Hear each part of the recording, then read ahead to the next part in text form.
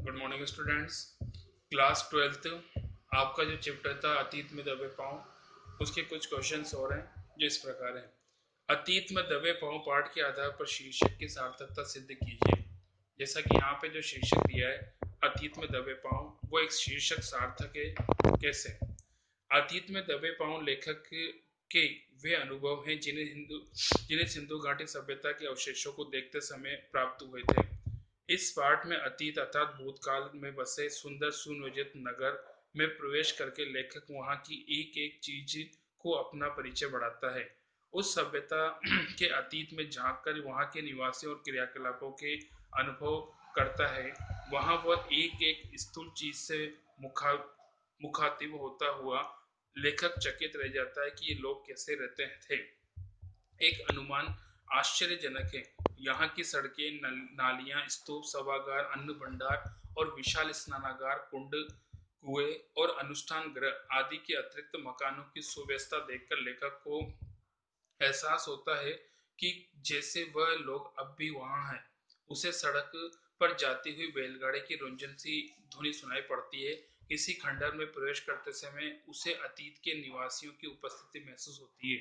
रसोई घर की खिड़की में झांकने पर उसे वहां पक रहे भोजन की गंध महसूस होती है। यदि उन लोगों की सभ्यता नष्ट नहीं होती तो उनके पांव प्रगति के पथ पर निरंतर बढ़ रहे होते। आज भारतीय उपमहाद्वीपीय महाशक्ति बन चुका होता, मगर दुर्भाग्य से ये प्रगति की ओर बढ़ रहे सुनियोजित पांव अतीत में दबा कर रह गए। इसलिए लेखक ने इसे अतीत में दबे पांव शीर्षक दिया है, जो पूर्णतः सार्थक और सटीक है। नेक्स्ट नंबर, पुरातत्व पुरातत्व के निष्प्राण चिन्हों के आधार पर युग विशेष के आबाद घरों, लोगों की सामाजिक, धार्मिक, राजनीतिक गतिविधियों का पुख्ता अनुमान किया जा सकता है। पाठ के आधार पर टिप्पणी कीजिए। यह बात सही है कि पुरातत्व के निष्प्राण चिन्हों के आधार पर युग विशेष के आबाद घरों, लोगों और उनकी सामाजिक, धार्मिक, राजनीतिक गतिविधियों का पुख्ता अनुमान किया जा सकता है। मोहनजोदड़ो में सड़कें, मकान, स्नानागार, कोठार, कुएं आदि के अवशेष पाए जाते हैं। ये बताते हैं कि ये बस्तियां सुनियोजित तरीके से बनाई गई थी। यहाँ के से प्राप्त मिट्टी के बर्तन और उन पर की गई कलाकारी भी उस समय के विश्वासों का पता चलता है। आभूषण, सुंदर लिपि, कलाकृतियां आदि तत्कालीन समाज के सौंदर्य बोध को व्यक्त करते हैं। सिंधु सभ्यता से किसी प्रकार का कोई हथियार नहीं मिला। इससे पता चलता है कि यहाँ राजतंत्र और धर्मतंत्र न होकर अनुशासन तंत्र था। नेक्स्ट, पर्यटक मोहनजोदड़ो में क्या क्या देख सकते हैं। इस पाठ के आधार पर 3 दृश्यों का वर्णन कीजिए। मोहनजोदड़ो में पर्यटक निम्नलिखित स्थान देख सकते हैं। फर्स्ट आता है बौद्ध स्तूप। मोहनजोदड़ो के सबसे ऊंचे चबूतरे पर बौद्ध स्तूप बना है। यह 1992 यहाँ पे हो सकता है, मिस्टेक को 1922 होना चाहिए, में राखलदास बनर्जी ने इसे बौद्ध स्तूप की खुदाई करते हुए सिंधु घाटी सभ्यता के बारे में जाना। इस चबूतरे को विद्वान गढ़ कहते हैं। विशाल स्नानागार या कुंड, यहाँ सामूहिक स्नानागार के लिए एक विशाल कुंड पाया गया है।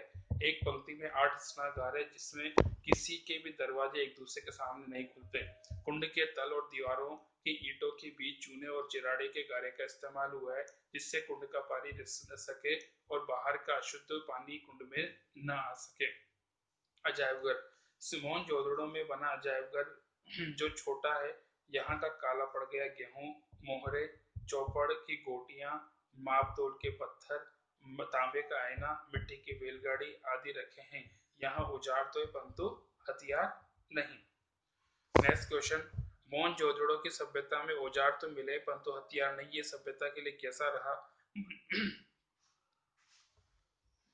मनुष्य के लिए हथियारों को अपने आप में कितना महत्वपूर्ण समझते हैं, स्पष्ट कीजिए।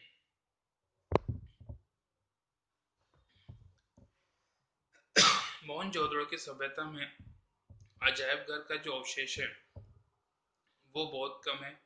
और दूसरी बात, यहाँ पे जैसा कि आप बताया कि यहाँ पे औजार मिले हैं, हथियार बिल्कुल भी नहीं।